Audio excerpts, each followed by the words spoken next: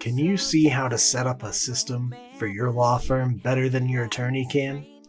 Well, today's your lucky day. Molly's going to take you inside the law firm admin bootcamp and teach you how to teach your attorney to trust you. All right, so let's dive in now into the worksheet and let's actually start mocking it and giving you a framework. So let's dive into this. I created a very simple worksheet for you. Again, always easier to edit than create. So if you want to make changes to it, go for it. No excuses.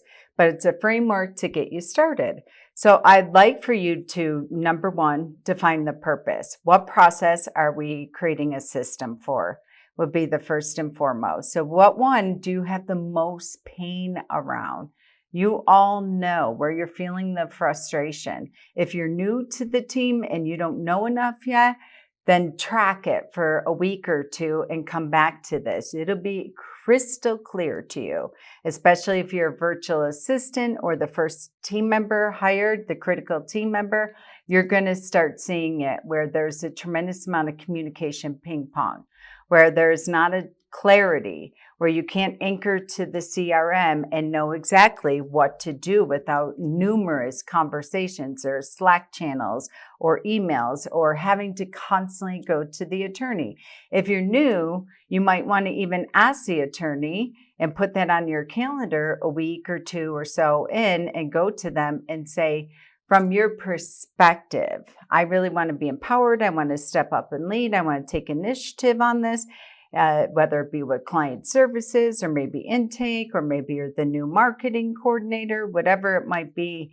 You go to them and say, where do you feel like I'm constantly coming to you, asking you for questions, and you really wish, or you believe, or you think that I should be, quote unquote, getting it by now. I will hear this from attorneys all the time. They're not getting it. They're not getting it fast enough. Maybe they're not the right person, what have you. And it always anchor back to the systems in the process. Show me your system, pull up your CRM, whatever it might be, and show me exactly what they should be doing with this part of the process or task or what have you. And 10 out of 10 times, there isn't one. So you really want to become an everyday hero and go to your attorney and ask them that if you're new on the block. If you've been there for a while, you're a bigger team, whatever, you're very clear on what processes are not working, or where you're like this constantly frustrating, or I'm constantly being interrupted by X, Y, and Z, or this shouldn't be this hard and frustrating and what have you. So pick one. Define the purpose. What process are we creating a system for? One. Just pick one. I want you to get a very quick win. I want you to get that bonus. And I want you to become the everyday hero for your attorney. And so it might be onboarding new employees, client intake, case management, whatever it might be, getting information back from clients on X step of the process. You all know the drill and you know the pain points. And then why is it important? I want you to get really clear on the why of why it is important. From your perspective too, as a team member, it's incredibly important because I'm not able to make follow-up calls to fill the calendar to meet our monthly revenue goal, whatever it might be. It's important because we constantly have clients calling here. And if you've heard me say it once, you've heard me say it a million times. When a client's calling you, you're already in trouble. You're already out of integrity, unless they are calling you back to give you information that you requested from them. But when they're like, I haven't heard from my attorney, paralegal, I don't know where we're at, blah, blah, blah. That might be a huge indicator of where you have a breakdown in process. Whoever holds a narrative wins. We always want to be in over communication with our clients. We need a system for over communication in every area of the practice, the firm, the department, what have you. And so I want you to get clear on saving time, money, reducing errors, over delivering on client expectations, but also what's in it for you and your role, but also the attorney will stop coming to you with questions. It'll free up 4 hours a week on your calendar. Then you could spend that on lead generation or marketing, whatever it might be.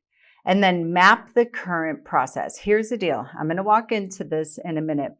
But I want you to go to your attorney and interview your attorney. Schedule time with them, put it on their calendar and identify it, and interview them in a Zoom room, even if you're both in the same office or what have you.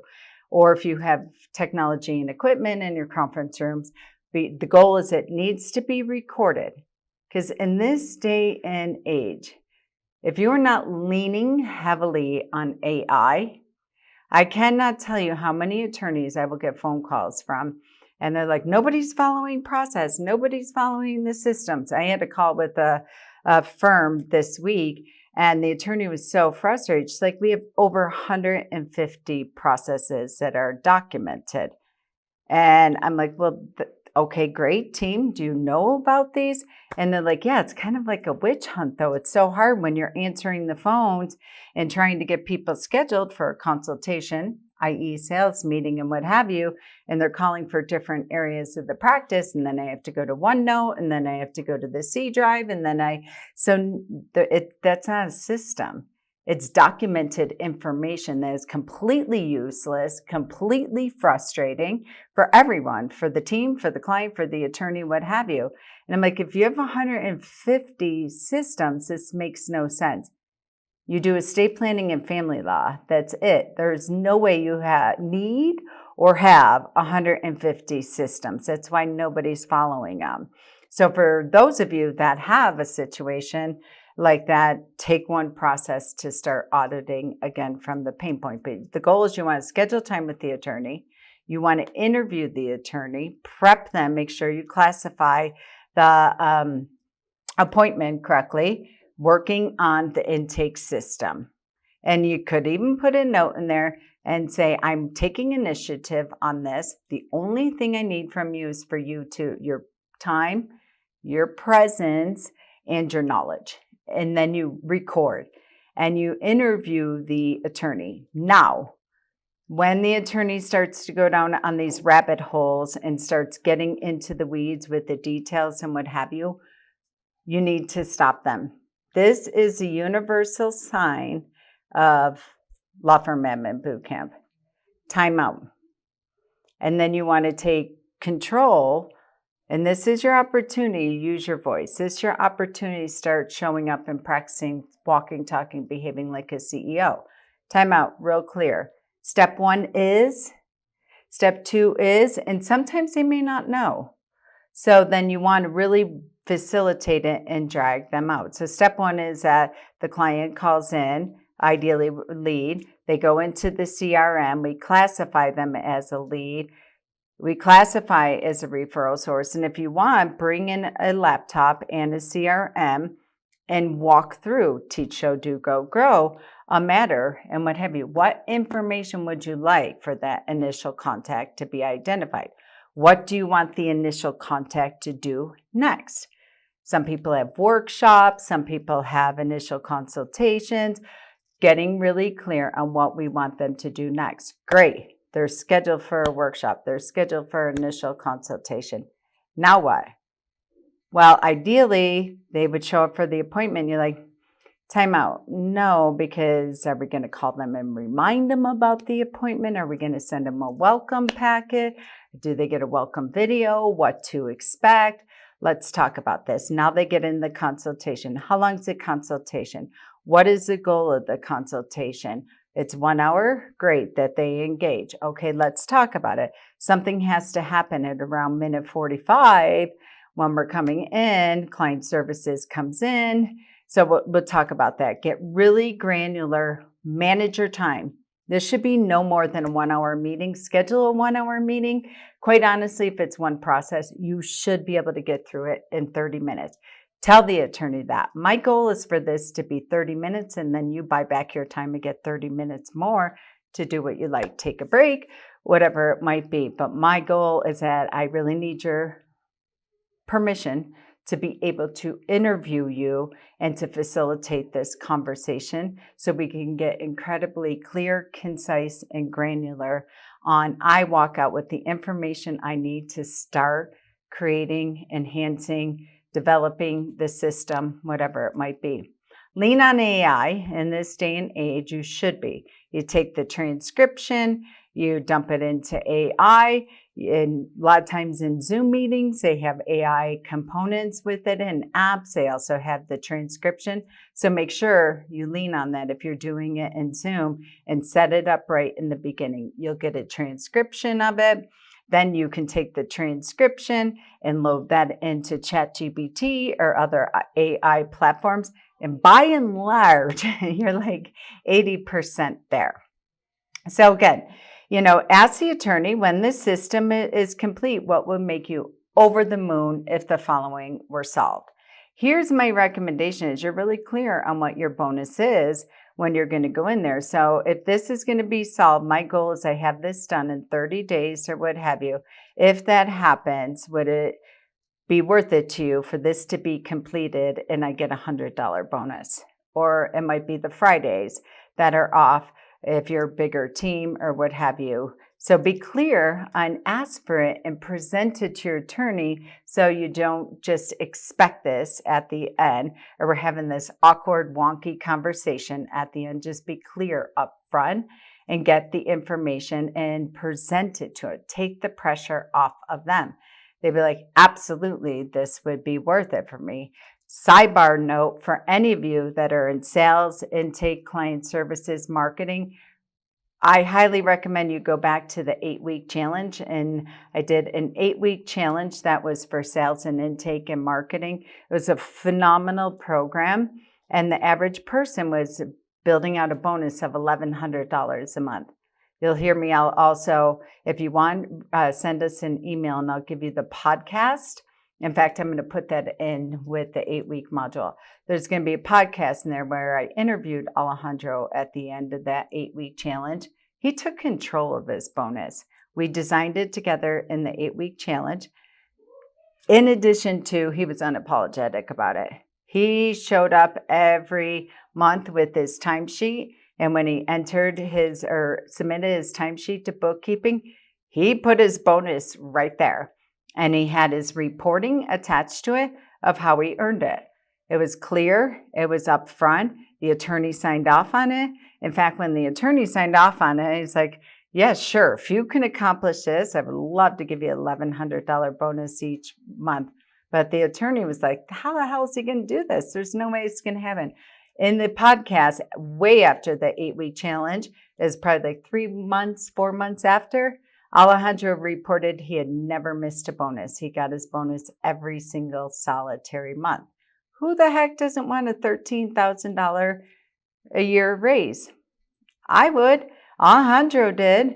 But there were other people that were in the program that designed the same thing, shared it with the attorney, and then never took any initiative on it and all. In fact, I had a call with an attorney yesterday, and he's like, God, it was December 31st on New Year's Eve, and we're shutting down the office early, and so-and-so comes to me and is all mousy and nervous and clammy and what have you, and she was like, well, what about my bonus? Am I getting my bonus? I'm like, that poor girl must have been in pain for so long. Be an Alejandro. Get your bonus, take initiative, and step up for that. And your attorney will completely appreciate that because you're already demonstrating your entrepreneur skills. You're already demonstrating your ability to step up and lead. When you have confidence in you, when you have confidence to use your voice, when you have confidence to ask for what you want, when you have confidence to also be able to present what you have produced and what the return on investment or ROI is for the firm or what have you, that just having that confidence is the key indicator for you to have everything that you want, make the money you want, the promotions you want, go into the ultimate end job that you want there, whether it be the PLA or the COO or the office manager, move from reception to paralegal, or move from client services into CMO and really managing the marketing or community outreach. It's all available for you. Your attorneys want you to have it. They would be delighted to give it. But if you don't have the confidence, and this is a really baby step in confidence, walk into this meeting and say, I absolutely positively here, if I accomplish this for you, for the clients, for the firm, for the efficiency, for the effectiveness, for the profitability, I would like to propose that I get X bonus. I would like to propose $100. I would like to propose $500. I would like to propose that if we do this and we consistently do it over the next 4, 5, 6 weeks, whatever it's going to be, we close the office at 2:30 on Fridays, whatever it might be. Be clear and confident in presenting it. It will go such a long way for your attorney, because when you're confident, guess what? That's when they let go of control. When you're confident, guess what? That's when they can start to breathe and really pour into building this business and delegate and elevate, because they know you have their back. They know that you're present. They know that you're aware. So it's a really fun exercise. So you're going to get your bonus. You must, again, facilitate the interview with the attorney. Stick to the facts, be intentional, manage the time, all of it. And then you can start to go into it. If you're an individual, you're the only team members here, then you're going to be doing this on your own. If you have a team, I'm going to talk about how to really create this as a fun project. But what steps are currently being followed? And you want to list each step in order and who's responsible. Even though we're leaning on AI, even though we're leaning on the recording, I cannot say enough about putting pen to paper. This worksheet here, which is a framework and a sample for you, should have writing all over it. It should be messy as hell. You can take it and convert it into Word and add additional lines, whatever works for you. You might have 3, 4, 5 versions of this, but there is a psychology about putting pen to paper and writing it out, even though you get it from ChatGPT or from the AI component or what have you. The system building worksheet, then you're going to, number 3, schedule a meeting for the entire team if you have a team. And who is involved, not everyone, but who is involved in this process for 1 hour. You're going to do the brainstorming session. You're going to get it all out there after your meeting with the attorney. We don't need everybody in the meeting with the attorney unless there is so much chaos and confusion around it. But again, no more than 1 hour, and you're facilitating it and you're running the timer and all of that. And then this is the key component. Why I hear from everybody all the time. We have all these great ideas. We have these stupid meetings that we talk about all these things and then nothing ever happens with it. Well, it doesn't, nothing ever happens with it because the attorney should not be project manager. Their only job in there is to get all their industry knowledge and their vision of what they want this to look like ultimately. And again, it's not a straitjacket, but ultimately how this would walk, talk, act, behave, perform like an Amazon conveyor belt from a process perspective, from the time of opening the file to closing the file, from the time of the initial lead to getting them into signing the engagement agreement, whatever it might be. So then as a team, you're going to whiteboard and brainstorm the current process. And here's a framework here for you. I'm not going to read through the whole worksheet. You could read it, but you want to be really clear what tools and resources are currently being used, including the 150, documents on the C drive and the maybe binder that's sitting on the shelf or the CRM that's on the computer or whatever. Get all the pieces that are laid out. If you have to lay them all out on a conference room and collect them and bring them there, so be it. So software, templates, checklists, what have you. I hear all this day is like a witch hunt trying to find all this. And this is why systems are not being followed. And quite honestly, they're unnecessary anymore. Your workflows in your CRM ultimately should be the system in the process. This is the end result where there's not binders sitting on a shelf, that there's not, folders and checklists and what have you sitting on a hard drive or C drive or whatever, anywhere. That Command Central is your CRM where you can see the stages and the subtasks and all in there. And we can't move forward unless we complete the one that is in next step 1 to step 2. You can't go from step 1 to step 17.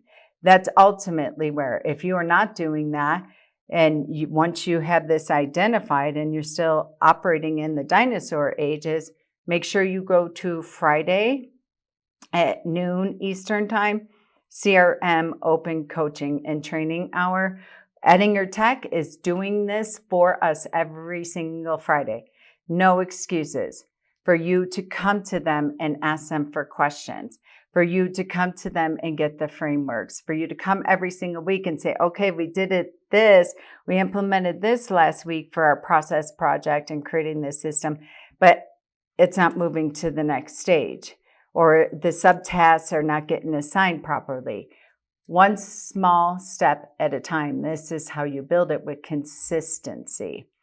So again, you're going to get really clear on what the challenges and efficiencies that currently exist after you interview the attorney within the current process. If you're new, you're going to keep this worksheet right next to you. Again, I'm a huge fan of pen and paper in the beginning. When you study process improvement or process building, they will always say put pen to paper first.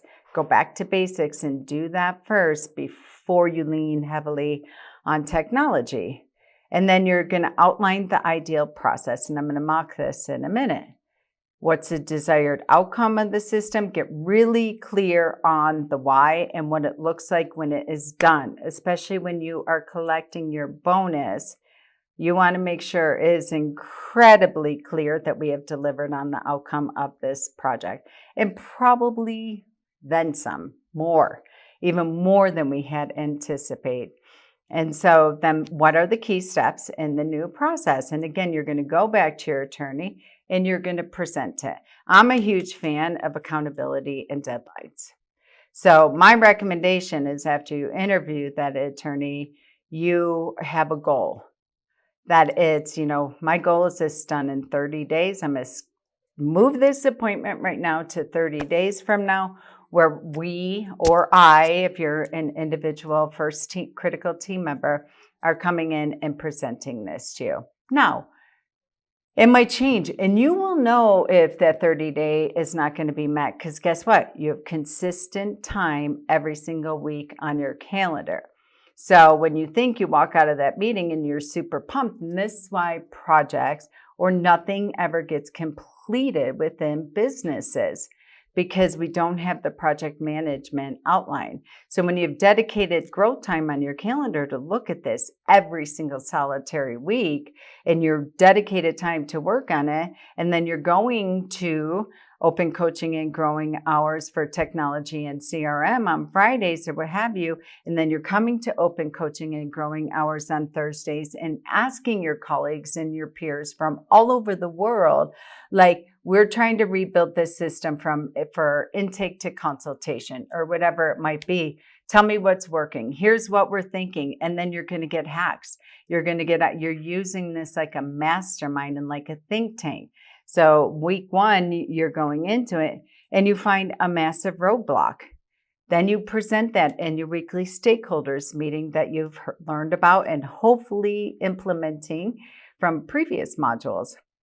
So you'll be reporting that out every single week in your weekly stakeholders meeting.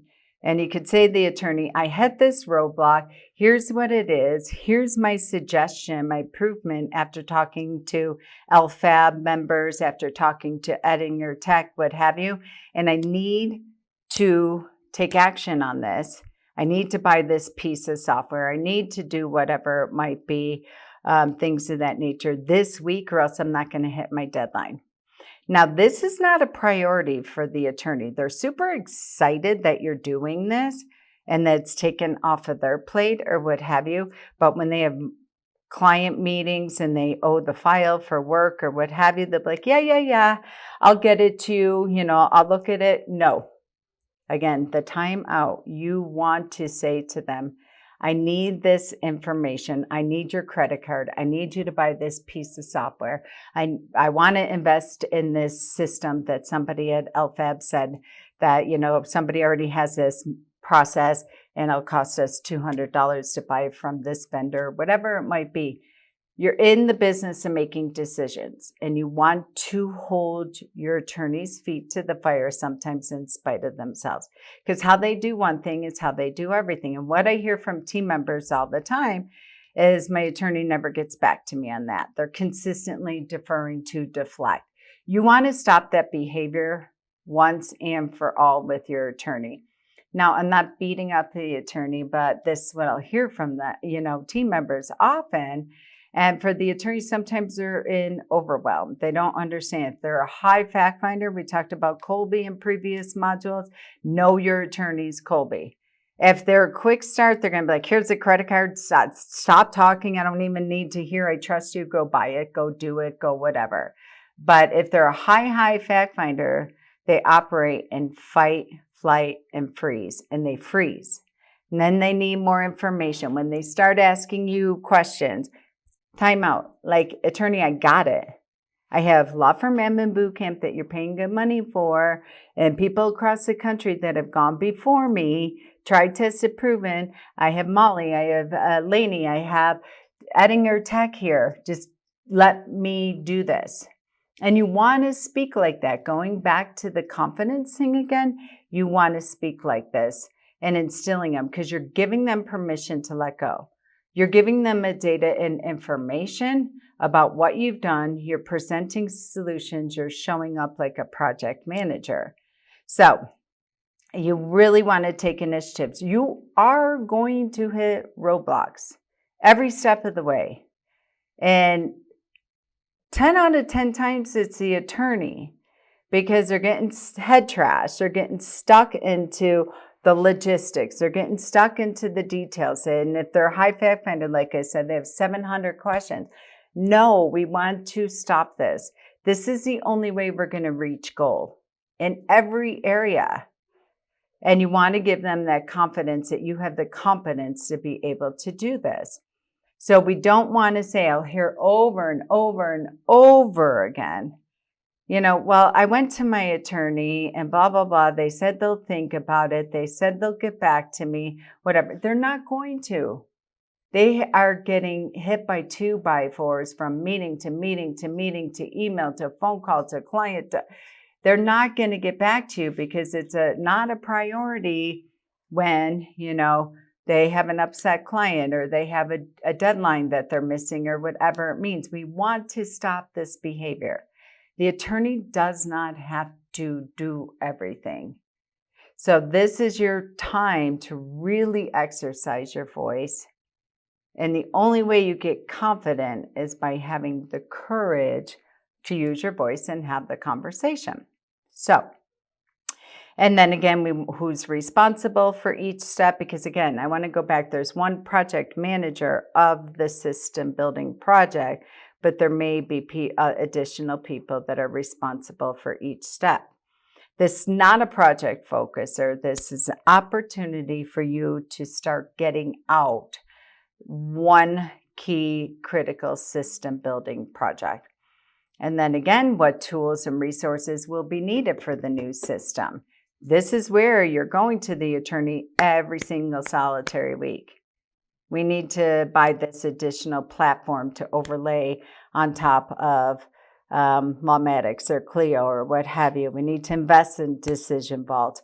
It'll make things so much easier, and 90% of the systems are already in there other than the human doing part of it, what have you. So you want to keep using this in your Thursday open coaching hours and in your Friday technology and CRM training with Ettinger Tech.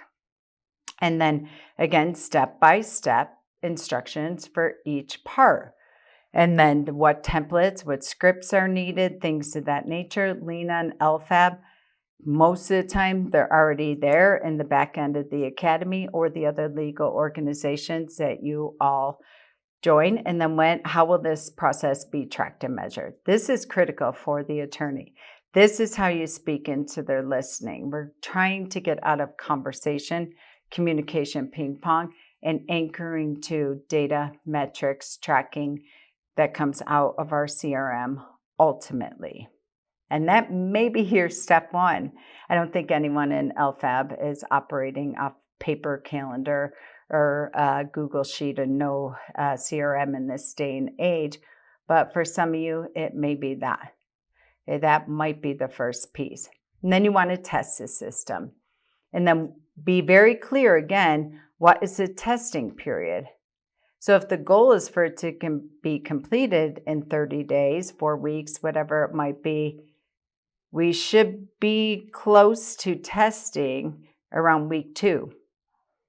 Week 3 at the latest before we come back to it has to have a due date, has to have a deadline, and it has to be stepped and staged out. Not that we're just going to wake up on the 29th day and be scrambling for the 30-day due date and deadlines. And then great. And if you are working for a team, how are we collecting feedback? Because ultimately, if you're a team and you're working on that process between design and sign, to say, or anything post-engagement or pre-engagement, what have you, and there's marketing and there's intake and there's client services, and then there's also the attorney, because they're supposed to be getting fee agreements and payment while the client's there in the conference room or the proverbial Zoom room, whatever it might be. Other people are going to be part of it and start tracking it and things of that nature. We try to implement the DocuSign or whatever it might be, the e-signatures for all the engagement agreements through Lawmatics or Clio or whatever it might be. And it wasn't working. It wasn't syncing up. It wasn't parking in the CRM. The client didn't get their copy. We want to do it in real time. The paralegal saying I never got the design template after it didn't automatically come to me. The file's still sitting on the attorney's desk. After engagement, the attorney's hoarding files and not getting it on that conveyor belt and in motion immediately. So what do we need to be doing for that? And then what adjustments need to be made after tracking. And then we want to implement, and this is the key part too. We want to train. Even if you are the only employee there, I cannot stress this enough. This is the biggest fear of every business owner and entrepreneur.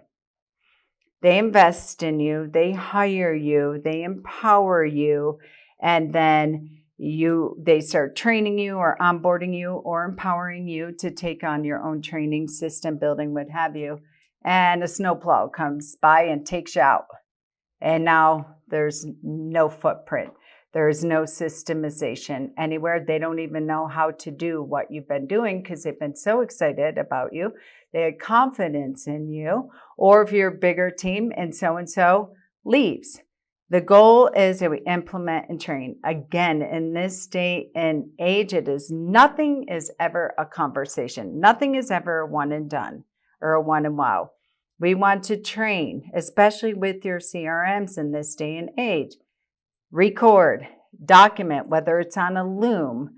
I'm a huge fan of not doing trainings live. And here's why.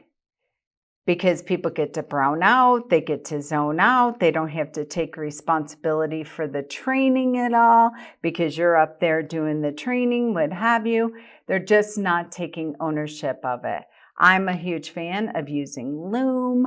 By and large, Loom's fantastic. It comes with a transcription. It's $10 a month. And again, this might be one of the technology stacks you're adding to your system building. But you record it in each stage, each step, and then park it in your CRM and park it in your workflow within. And then you delegate that and you empower the team when it comes time to implementing and training. I've recorded all the videos. They are in the CRM right now. There's 7 steps within this process or what have you. My goal is that we have on our growth time when we have our meeting on Friday, I want each one of you to come back and I'm going to interview you like I did with the attorney at the first step of the process. And I just want everybody to go and tell me what they learned and be able to teach, show, do, go. Whether they pull up the screen, you have it here in the conference room on the big screen. If they're all virtual, they're pulling up and screen sharing and they're showing you. This is the only way anyone gets anything in their bones. Teach, show, do, go, grow. So you want them to do the doing part. watch the training videos, be able to anchor to the CRM, etc. That's what I love about it. And a lot of my teams that we work with, this is how systems actually stay off the shelf and come alive. So right now, you have this worksheet, easier to edit than create. As you start working on it, you're going to see other things. You're going to have things written in the sidebars, on the margins, on the back of the page, what have you. Make it your own. I just wanted to give you something to get started with and really take this off the attorney's plate. So I want to just show you, it can be overwhelming in regards to that. But after you interview the attorney, I'm just going to show you this very quickly here. Here's my whiteboard and just really mapping it out. Again, if you're working individually and or as a team. Here's the thing. If you're working as a team on this project and there's multiple hands in this one process or what have you, as a team leader, you must manage, lead, and facilitate this. So you're really going to whiteboard this in regards to how you want it. You've already done the worksheet. You're incredibly clear about what parts are not working. Don't get stuck into the how. Well, we don't have a systems builder. We don't have a technology guy. We don't know how to work the automations. We've never set up any workflows within our CRM. Don't let that stop you. You want to begin with the end in mind. Don't worry about the how. I hear this so often. So, we'll take an example of design to sign. That's a very common one. Post-engagement process, which there's a lot of people in there. There's the attorney, paralegal, legal assistants, if you're using offshore people for drafting or any offshore legal assistants, paralegals, what have you. So that's a goal. You really want to get incredibly clear. And let me just start working with this and just mapping it out. Where you have that the design meeting here. So design meeting, and that's with an attorney. That has to be done with an attorney. This is a legal meeting, the client meeting. They've already paid their engagement agreement. They're already a client. They're not a PNC or prospective client. With the attorney, and then they have the design sheet that comes out of there, everything that the client wants. So all the considerations are there, the decision trees, and what type of plan we're going with. The same thing if you're doing family law or what have you, contested, uncontested, is it a parenting plan, whatever it might be. So design sheet right now, the attorney walks out with the design sheet.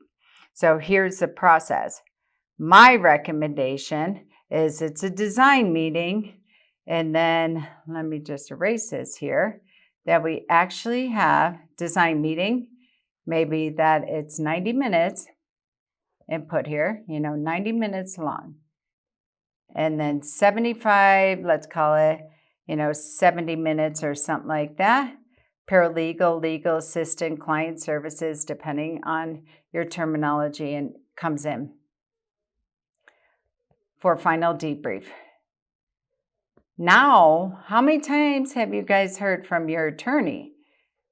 They leave a client meeting and what do? Back to back to back to back on to their next activity. What happens? That file goes on the credenza, goes on the floor, goes on the chair in the office, and the attorney has 4 meetings within the day, and now they have all these files there. The last meeting ends at 5 o'clock. Now they're rushed to kids, home, whatever, and then they have a BNI meeting at 7:30 in the morning. Then they come in, they have a daily huddle, and now boom. They're back-to-back meetings. Hopefully, that's how you make money, is getting in front of people. So hopefully that's your attorney's world. And we'll talk later in future modules about building the ideal week in the calendar. But you don't get the files. And then the attorney can't remember, or the attorney wants to turn this into, such a creative project. They want to make sure they give you every single detail about the husband, about the wife, about the cranky kids, whatever it might be. And they forget they've already met with hopefully 10 to 15 people, whether at networking or internally or other clients or whatever it might be. So the information is sparse and fuzzy. So let's cut this off at the pass. Paralegal comes in. Anyone need a refresh on water, what have you? Paralegal comes in, even if virtually, if it's overseas and things of that nature. At that 70-minute mark, you have something in your room, in your conference room, if the attorney's doing virtually, where they record it at that minute. So at 70-minute mark, we are calling this as a final debrief. And this is where we're saying, okay, Bob and Sue Smith, the clients, blah, blah, blah. They're going with a asset protection plan. Here's the goal. Husband wants to make sure that wife doesn't blah, blah, blah, and the remarriage provisions and things of that nature, but it's a limited power. They're clarifying everything. They have a design sheet right there. Clients there. Whoever's taking that file out of the attorney's hand, so the attorney no longer owes the file. My recommendation is you have fun with this and you record it. And it can be a great experience even for the client. So whether virtual, brick and mortar, in-house, what have you. We get the debrief and the goal is to get that file out of the client's hands immediately, or the attorney's hands immediately. So we as the team members can start production. And then we don't have back and forth and back and forth and back and forth with the attorney when it comes time to review docs. So you're clarify, verify, and debrief. Then the paralegal or whoever is doing that is going to debrief, is going to clarify and verify next actions. And guess what? Schedule the signing meeting, the next step in the process. So they're going to schedule a signing meeting with the clients right there and a very, very ideally 2 weeks later. I can't tell you how many law firms I meet with are like, well, we send documents to the clients and we're waiting for them. They never get them back to us, waiting for the attorney to review. And they're waiting for all this production and stuff to happen before the end goal, which is client signs documents. They walk out with their crumble cookies, their binders, and they're good. So you guys know the pain points. Get so clear on the pain points. You know them better than the attorney because you all are the ones getting the phone calls, the emails, and what have you. So we want to project manage this out, just like if you were building a house. Just like if you were scheduling yourself for surgery, the surgeon does not just schedule surgery. Before you leave their office, you have pre-authorization. You have the meeting with finance around insurance. You have your post-op appointments. Everything is scheduled out. There's no more communication ping pong, which is so hard on you all as a team. You're like, the client's not getting back to me, blah, blah, blah. So you're going to build this from a place of your pain points. And you're going to go to it. So you see the idea. We're not building from the current system. We are building from pain points that we know. So we're going to clarify and verify the plan. We're going to schedule the signing meeting. We're also going to now stop sending documents to clients because we know that's such a bottleneck. And a confused mind says no. So when you're sending them 178 documents, they don't know what the hell they're looking at. This is why they hired you. You're the attorney, you're the law firm, you're the experts. Now you're going to send them all these documents and they're going to look at it. You're training them to have 4,000 questions. You are training them not to take action. You're training them not to do their part. So another implementation can be that we're going to start implementing a pre-signing meeting. We're going to finish their documents, what have you. We're going to go through the documents. Oh, by the way, someone in LFAB talked about Decision Vault. That after documents are created, what have you, that you can pull up a beautiful visual and they can look at their plan as it's moving. People are visual learners, what have you. So let's implement Decision Vault and let's buy it and let's get it on our overlay with Wealth Docs and with our CRM and all the things. You get the point. This is not a one and done. You're going to go back and touch it every single day. You're going to communicate as a team if there's multiple people in there, especially if you have oversee drafters. Like the design template's not making any sense. Okay, let's record a loom. Let's give them that video from the conference room as well so they can hear the tonality and the personalities and the precise things that, because on the design template, the attorney checked X, Y, and Z, but what I heard the client say in the conference room was this, and there's incongruency here. So implementing video, visuals, audio, all that within your process, within your SOPs is going to be a game changer. Time hardwired and blocked for this. Due dates, deadlines, consistency, and this is how you reach a goal in anything, but in this example for building systems and process, and ultimately you're going to be doing this over and over and over and over again. You can even see with this one process. I have law firms that their life cycle of the file would be 8 weeks. This is pared down to 3 weeks. Look at that. We're collecting money faster. We're seeing clients faster. We're not playing communication ping pong with clients. We don't have clients calling with 5,000 legal questions because we sent them this, half a tree of documents. You get the point. So, in conclusion, and your action plan for Module 5. Number 1, identify one system and interview your attorney. If you are the only team member and you don't know enough, you're going to start tracking it and then you're going to schedule it. Do it in Zoom, record, transcribe, lean on AI. Number 2, the systems building worksheet. You want to anchor to this.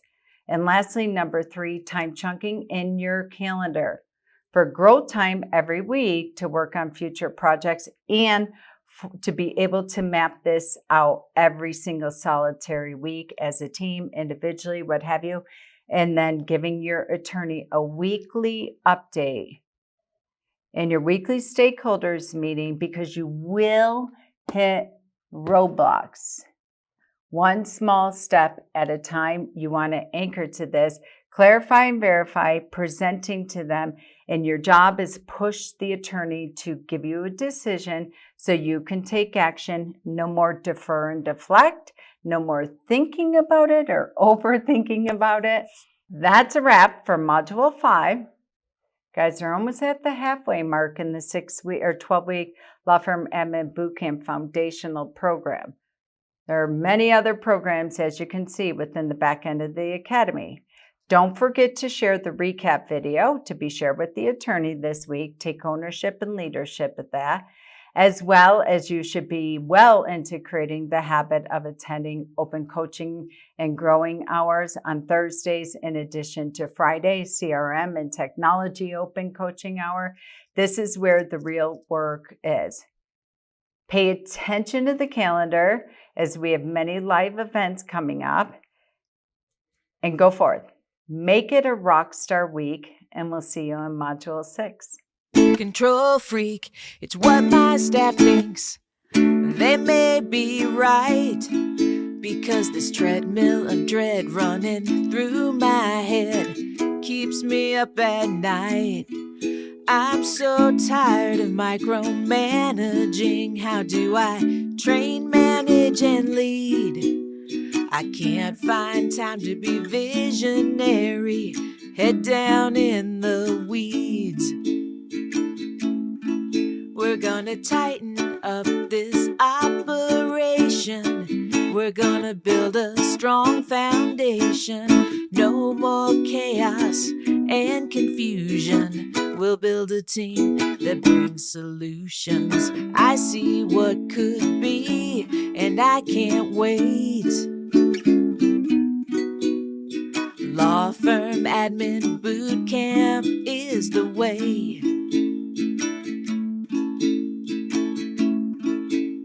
We're signing up today. Law Firm Admin Bootcamp is the way.